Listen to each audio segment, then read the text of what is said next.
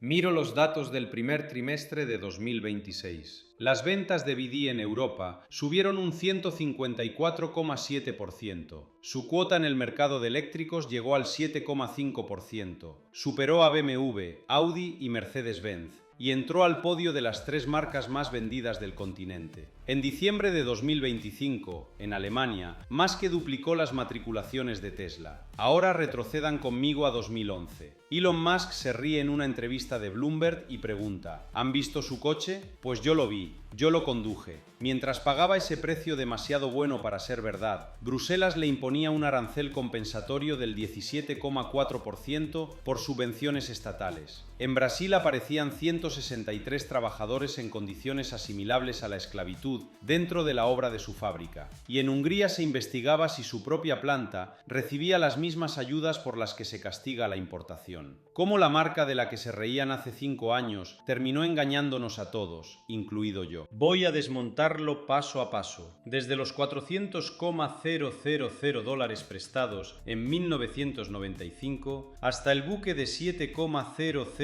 coches. Y les voy a mostrar de qué está hecho realmente ese precio que sedujo a media Europa. Cuando decidí cambiar de coche, BYD parecía la opción más racional del mercado, no la más arriesgada. Su batería, Blade Battery, con química de litio y hierro fosfato, prometía superar la famosa prueba del clavo sin incendiarse. Le clavan literalmente un clavo de acero a la celda y no arde, mientras muchas baterías convencionales estallan en llamas en ese mismo ensayo.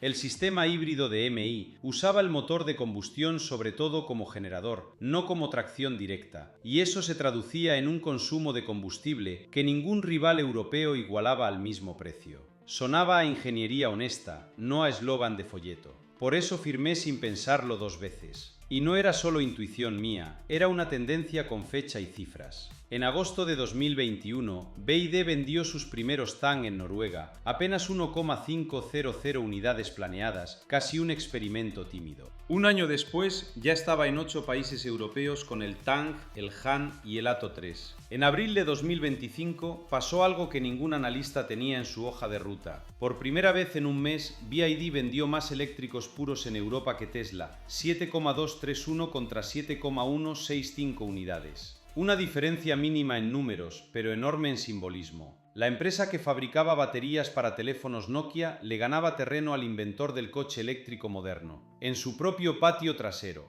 Vuelvo a 2011 porque el contraste es brutal y por eso mismo revelador. Musk se rió de una empresa de 20 empleados financiada con un préstamo de un primo. 12 años después, en mayo de 2023, el mismo Musk admitió en público que los coches de BYD eran muy competitivos. No es una opinión mía ni un titular exagerado. Es el fundador de Tesla retractándose de su propia burla, en directo, ante inversores. Y para cuando yo compraba mi coche, esa retractación ya ni siquiera alcanzaba para describir la situación real. BYD no competía con Tesla, la estaba superando en varios frentes a la vez, y lo hacía con una velocidad que nadie en 2011 habría creído posible. Porque los números, para entonces, no dejaban lugar a dudas. En el tercer trimestre de 2024, la facturación trimestral de BYD superó por primera vez en la historia a la de Tesla. Al cerrar el año, BYD reportó 107,000 millones de dólares en ingresos, frente a los 97,700 millones de Tesla, y entregó 4,27 millones de vehículos entre eléctricos e híbridos enchufables, mientras Tesla entregaba 1,79 millones de eléctricos puros, y por primera vez en su historia, menos unidades que el año anterior. Yo veía esas cifras como la prueba de que había elegido bien. Hoy las miro con otros ojos, y no precisamente con alivio. La curva, además, no se detuvo ahí.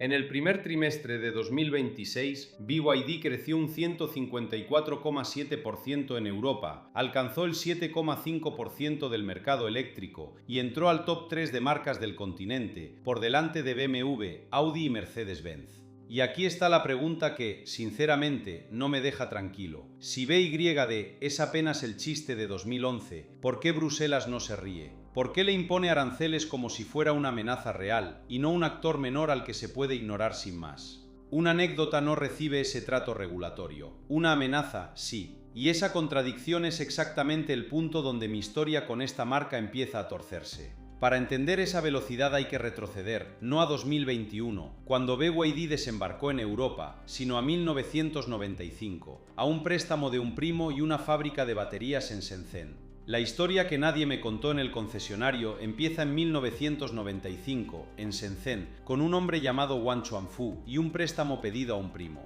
Capital inicial, unos $400,000. Plantilla, 20 personas. No fabricaban coches. Fabricaban baterías recargables para teléfonos Motorola y Nokia, en talleres donde la línea de montaje era literalmente gente con las manos, porque salía más barato que comprar robots. Suena a garaje de startup, y en cierto modo lo era. BYD se convirtió en el mayor fabricante chino de baterías antes de que a nadie se le ocurriera preguntarle por un coche. El giro llega en 2002, y aquí ya empieza a notarse el patrón que sostiene todo lo que vino después. Wang no funda una automotriz desde cero, compra una que ya existía, la fábrica Quinchuan Automobile, en Shanxi. No es una apuesta romántica por los motores. Es una compañía de componentes que decide tragarse verticalmente la siguiente pieza de la cadena, batería más carrocería bajo un mismo techo, control de costes de extremo a extremo. A mí esto, contado así, me suena menos a visión industrial y más a una empresa que aprendió pronto a no depender de nadie más para abaratar cualquier cosa. En 2008 llega el sello que a cualquier inversor le hace bajar la guardia. Berkshire Hathaway, el fondo de Warren Buffett, compra en torno al 10% de BYD por unos $230 millones.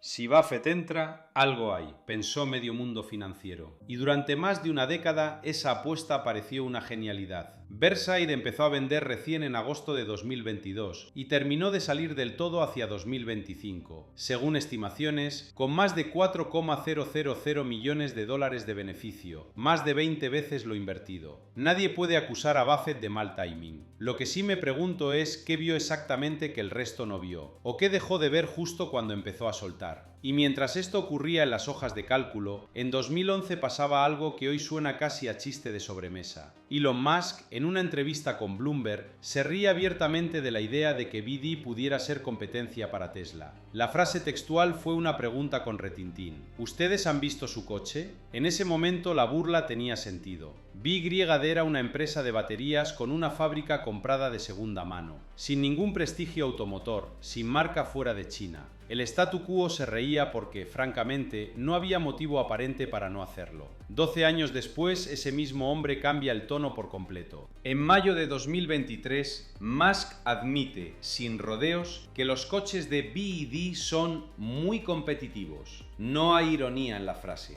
Y aquí está el primer dato que a mí, como comprador, debería haberme hecho parar un segundo antes de firmar nada. La distancia entre una risa y un reconocimiento de ese calibre no se cubre con suerte ni con marketing. Se cubre con una máquina que decidió desde el minuto 1 no depender de proveedores externos para nada que pudiera controlar internamente. Porque eso es, en el fondo, lo que hizo distinta a BYD frente a cualquier fabricante clásico de automóviles. Mientras Volkswagen o Stellantis compraban baterías, chips y sistemas a terceros y negociaban márgenes con cada eslabón, BYD ya tenía la química de la batería, la fábrica, la ingeniería y el capital paciente de un inversor como Buffett respaldándola desde dentro. No construyeron un coche y luego buscaron abaratarlo. Construyeron primero una estructura obsesionada con el coste y el coche fue la última pieza que encajaron encima. Esa lógica, integración vertical desde el componente más básico hasta el vehículo terminado, es la que después permitiría precios que ningún competidor europeo podía igualar sin sangrar margen. Pero aquí me detengo, porque toda esa eficiencia de manual de negocios tiene una pregunta incómoda debajo que en 2011, con 20 empleados y un anecdotario de garaje, nadie se planteaba en serio. Una máquina de reducir costes a esa escala, sostenida durante 30 años, rara vez llega tan lejos sin que alguien, en algún eslabón de esa cadena vertical, termine pagando el precio que el balance no muestra. En 2011 esa pregunta era teórica. Lo que viene después ya no lo es. Mientras yo firmaba el papeleo pensando en el test del clavo, en Europa ya se movía algo más grande que un cliente satisfecho. En agosto de 2021, BYD había puesto a la venta el Tank en Noruega. La meta era modesta, 1,500 unidades antes de fin de año. Nadie en el continente le prestó demasiada atención, otro fabricante chino más probando suerte en un mercado donde Tesla era el rey indiscutible. Yo tampoco lo sabía entonces. Pero ese primer envío fue la grieta por la que 5 años después entraría toda la marea. 13 meses más tarde, en septiembre de 2022, Bidi dejó de tantear el terreno. Anunció de golpe su llegada a 8 países: Suecia, Dinamarca, Países Bajos, Bélgica, Luxemburgo, Alemania, Francia y Reino Unido, con 3 modelos, Tang, Han y Atto 3, apuntando directamente a segmentos donde Volkswagen y Tesla llevaban años cómodos. No fue una expansión, fue una declaración de intenciones. Y mientras yo comparaba folletos en un concesionario, no tenía ni idea de que estaba comprando dentro de un plan que ya llevaba un año en marcha. En enero de 2024, Bidi dio un paso que ningún fabricante chino se había atrevido a dar. Se construyó su propio transporte. El buque Explorer número 1, con capacidad para 7,000 vehículos, zarpó de Shenzhen hacia Vlissingen y Bremerhaven. La empresa ya no dependía de terceros para cruzar el océano. Planeaba tener hasta 8 barcos así, cada uno valorado en unos 700 millones de dólares. Cuando una compañía deja de alquilar barcos y empieza a construirlos, no está probando un mercado, se está preparando para dominarlo. El tercer trimestre de 2024 fue la primera vez que los ingresos trimestrales de BYD superaron a los de Tesla. No fue un accidente contable. Al cierre del año, BYD facturó 107,000 millones de dólares frente a los 97,700 millones de Tesla, aunque, para ser honesto, buena parte de esa cifra venía de híbridos enchufables, no de eléctricos puros. Aún así, el mensaje llegó a las salas de juntas de todo el continente. La empresa de la que Musk se reía en 2011 ya facturaba más que su propia compañía. Y luego llegó abril de 2025, el mes que, si soy sincero, es el que más me revuelve el estómago cuando lo pienso ahora. Por primera vez en la historia, BYD vendió en Europa más eléctricos puros que Tesla en un solo mes. 7,231 contra 7,165 unidades. Una diferencia mínima en números, pero simbólicamente un terremoto. Entre enero y agosto de ese año, las matriculaciones de Tesla en la Unión Europea cayeron un 43%, mientras las de BYD crecían un 244%.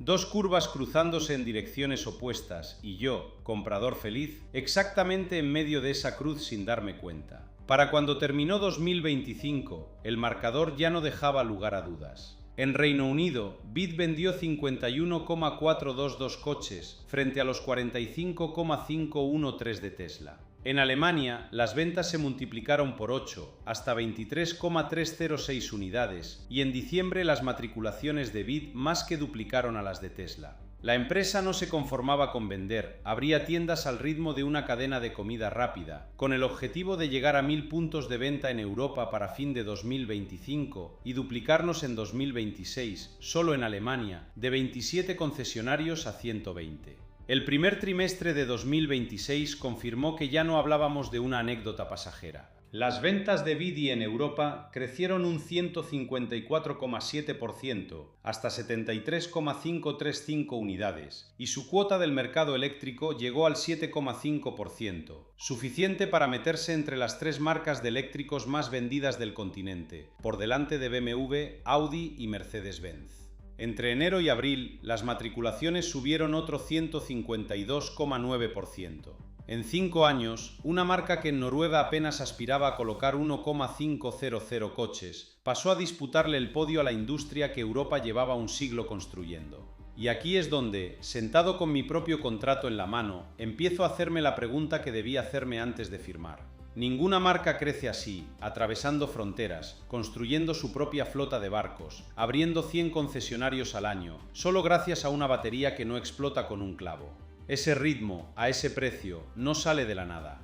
Alguien, en algún punto de esa cadena, está pagando la diferencia. Y la respuesta, por incómoda que sea, ya la tenía sobre la mesa la propia Comisión Europea. Una investigación que encontró subsidios en cada eslabón de la cadena, desde la materia prima hasta el transporte marítimo. Cuando firmé el contrato, me dijeron que el precio bajo era pura eficiencia china. Baterías propias, fábrica propia, cadena de suministro vertical. Sonaba a cuento de hadas industrial. Pero mientras yo pagaba menos que por un Volkswagen equivalente, en Bruselas un equipo de investigadores llevaba meses desmontando esa misma cadena, eslabón por eslabón, y encontrando subvenciones estatales en casi todos ellos. Minería de materias primas, producción de baterías, ensamblaje final, incluso el transporte marítimo. No un subsidio aislado, un sistema completo, sostenido desde arriba. El resultado llegó el 30 de octubre de 2024. La Comisión Europea impuso aranceles compensatorios definitivos a los eléctricos chinos y a BYD le tocó una tarifa individual del 17,4%, sumada al 10% base que ya pagaba cualquier coche importado desde fuera de la UE. Total, cerca del 27,4%. Że to tempo proviedos todo. Es decir, el precio que a mí me pareció demasiado bueno para ser real, ya venía con un recargo europeo pensado, literalmente, para compensar el dinero público chino metido detrás. Y aún así, seguía siendo más barato que la competencia local. Ahí empecé a hacerme la pregunta incómoda. Si con arancel del 27% sigue siendo más barato, ¿cuánto se está comiendo la propia empresa para mantener ese número? Porque mientras Bruselas cobraba su parte, dentro de China la guerra de precios ya llevaba 2 años arrasando con todo. Según estimaciones del sector, entre 2023 y 2025 se destruyeron hasta 471,000 millones de yuanes de ingresos, unos 69,000 millones de dólares, solo por la caída generalizada de precios en el mercado interno. El precio medio de un coche en China bajó un 11%, de 217,000 a 194,000 yuanes.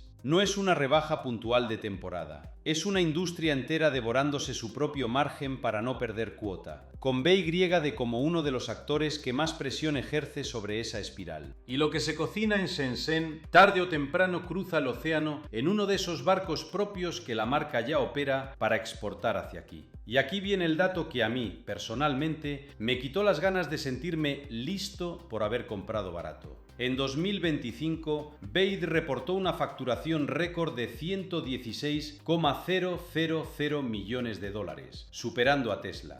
Cifra bonita, titular perfecto para cualquier presentación corporativa. Pero la ganancia neta cayó un 19% en el mismo periodo, la primera caída anual desde 2021. Vender más y ganar menos no es una anomalía puntual. Es la firma de una compañía que está comprando cuota de mercado con su propio margen. El margen operativo, que ya venía ajustado en 6,4% en 2024, siguió reduciéndose en 2025 por el mismo motivo. La guerra de precios china no se quedó contenida dentro de sus fronteras, se filtró en cada cifra del balance global. Traducido a algo que entienda cualquiera que esté pensando en comprarse uno de estos coches. La empresa está vendiendo cada unidad ganando cada vez menos dinero por ella. Eso no es una estrategia sostenible para siempre. Es una apuesta con fecha de caducidad. Y hay un dato de contexto que lo vuelve aún más inquietante. La capacidad instalada de la industria automotriz china se estima en 55,5 millones de vehículos al año, contra una demanda interna de apenas 23 millones. Fábricas trabajando al 50% de su capacidad. Eso significa una cosa muy simple. Sobra músculo productivo y sobra presión para exportar barato a donde sea, incluida Europa, incluido mi garaje, mientras el mercado interno sigue exprimiéndose a sí mismo. Entonces yo me pregunto, con el contrato ya firmado en la mano, si la propia BY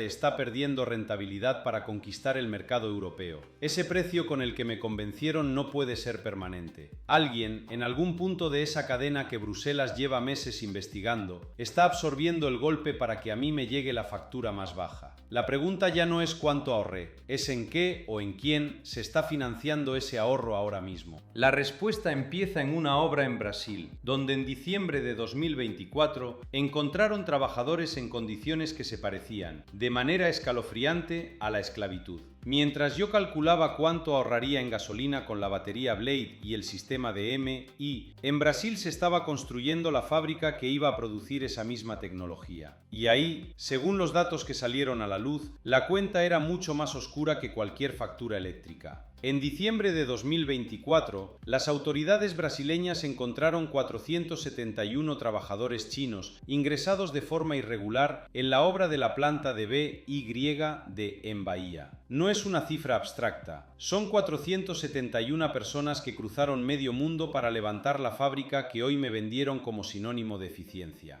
De esos 471, 163 fueron reconocidos oficialmente como víctimas de trabajo esclavo. Pasaportes confiscados al llegar, hasta un 60% del salario retenido por la propia contrata. Y en uno de los alojamientos, un solo baño para 31 personas. Esto no salió de BYD ni de sus relaciones públicas. Salió de la prensa brasileña a finales de noviembre de 2024. Y las acusaciones apuntaron directamente a dos subcontratistas: China Xinjiang Construction Brasil y Tecmonta Equipamentos Inteligentes. ¿Y qué dijo BYD? Que no lo sabía, que se enteró como todo el mundo, leyendo las noticias. Puede que sea cierto, no hay pruebas de que la dirección de la empresa ordenara o conociera esas condiciones. Y las acusaciones recaen sobre todo en los subcontratistas. Pero permítame la ironía, una compañía capaz de rastrear cada tornillo de su cadena de baterías, de subsidios de litio a puertos de exportación, ¿no supo durante meses en qué condiciones vivían cientos de sus propios obreros en su propia obra?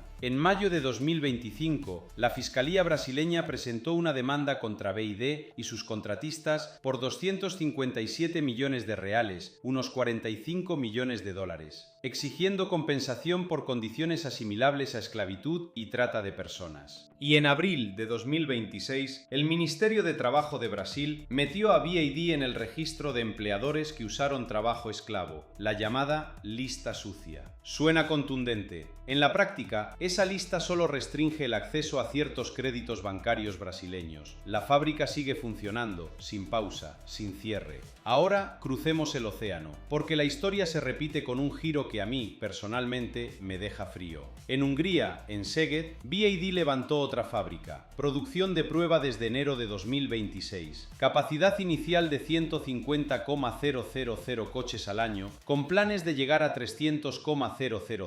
El primer modelo en salir de esa línea es el Dolphin Surf, el mismo tipo de coche urbano barato que probablemente está en el escaparate del concesionario donde firmé mi contrato. Aquí está la parte que nadie te cuenta cuando compras. La Comisión Europea castiga con un arancel del 17,4% adicional a los coches BYD importados desde China, precisamente porque su investigación encontró subsidios estatales en toda la cadena, desde la minería hasta el transporte marítimo. Y al mismo tiempo, en una fase temprana, esa misma comisión abrió una investigación sobre si esa planta húngara, la que fabrica coches dentro de la propia Unión Europea, esquivando el arancel, recibió los mismos subsidios chinos que Bruselas dice perseguir. Por mi parte, no puedo llamarlo todavía culpabilidad. La investigación apenas empieza. Pero sí puedo llamarlo lo que es, la misma institución cobrándome un impuesto por sospecha en la puerta de entrada, mientras investiga si esa sospecha también vive dentro de su propia casa. Y no es casualidad que BYD haya puesto en pausa su proyecto de fábrica en Turquía, valorado en 1.000 millones de dólares, para concentrar toda la apuesta europea en Hungría.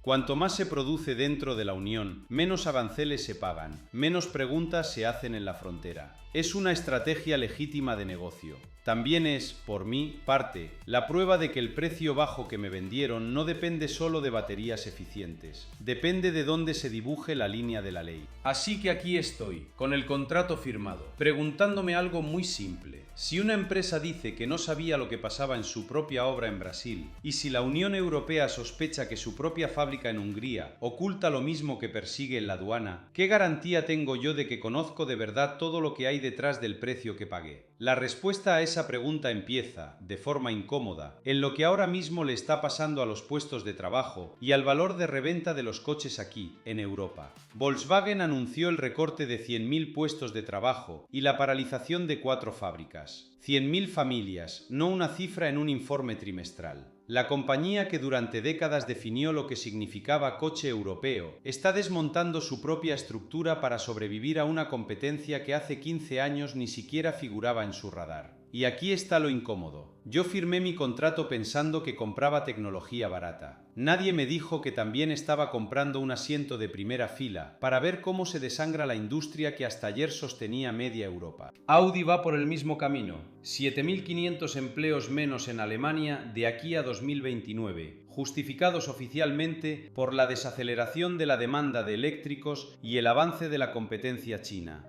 Stellantis, por su parte, reportó una pérdida de 22,300 millones de libras, congeló los dividendos y recortó programas de electrificación enteros, con despidos en Italia y en otras plantas del grupo. Ninguna de estas tres empresas colapsó por un solo motivo, y hay que decirlo con honestidad, el mercado ya venía flojo, las matriculaciones en la UE en 2025 serían casi un 30% por debajo de 2019. Pero fingir que Bidi no forma parte de la ecuación sería igual de deshonesto. Y aquí llega la parte que a mí, como comprador, más me inquieta. En China, la capacidad instalada del sector automotor ronda los 55,5 millones de vehículos al año, mientras la demanda interna apenas llega a 23 millones. Eso es una tasa de utilización cercana al 50%.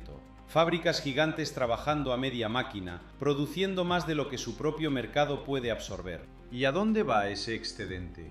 Exactamente a donde ya está yendo, a Europa, a precios que ni siquiera la propia BYD puede sostener sin que su margen se derrumbe, como ya demostró esa caída de 19% en beneficios pese a la facturación récord. Ahora sumen la fábrica de Szegeda, en Hungría. Empezó producción de prueba en enero de 2026, con capacidad inicial de 150,000 vehículos anuales y planes de llegar a 300,000. Suena a expansión sólida, ¿verdad? Lo que no suena tan sólido es que la Comisión Europea investiga, todavía en fase temprana, sin conclusiones, si esa misma planta recibió subvenciones estatales chinas, exactamente el tipo de ayuda por el que Bruselas ya castiga las importaciones de BYD con un 17,4% adicional de arancel. Es decir, el mismo organismo que persigue el problema en la frontera podría estar tolerándolo, sin saberlo aún, dentro de sus propias fronteras. Y mientras tanto, Bruselas y Pekín negocian un mecanismo de precios mínimos que sustituiría los aranceles actuales. En diciembre de 2025 retomaron las conversaciones. En enero de 2026, la Comisión publicó unas directrices orientativas. Nada de esto está cerrado, nada de esto es ley todavía. Y ese todavía es exactamente el problema para quien, como yo, ya tiene un coche BY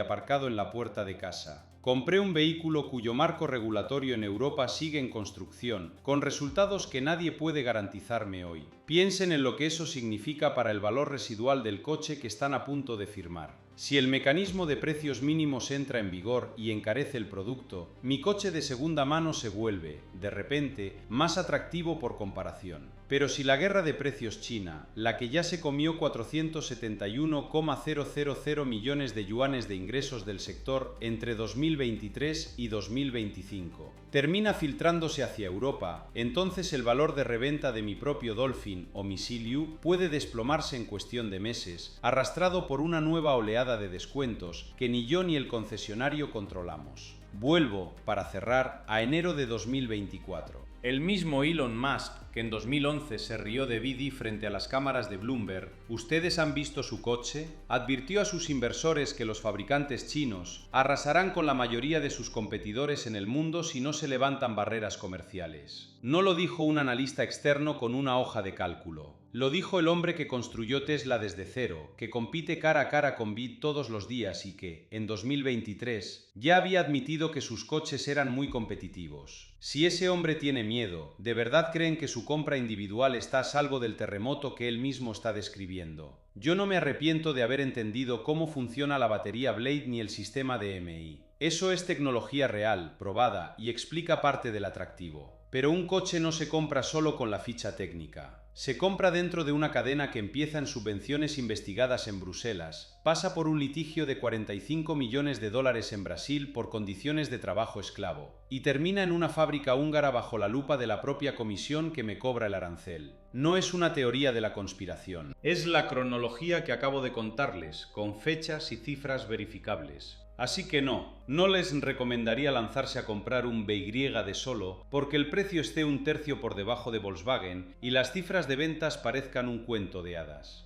El riesgo real no es que el coche falle mecánicamente, es que compren dentro de un sistema que todavía no sabe cuánto va a costarles a ustedes, dentro de un año o dos, cuando se resuelvan estas investigaciones, cuando el mecanismo de precios se active o cuando la guerra de precios china finalmente cruce la frontera. Yo ya firmé, ustedes todavía están a tiempo de preguntarse si quieren firmar también. Cuéntenme en los comentarios, ¿ustedes arriesgarían la compra sabiendo todo esto o la dejarían pasar?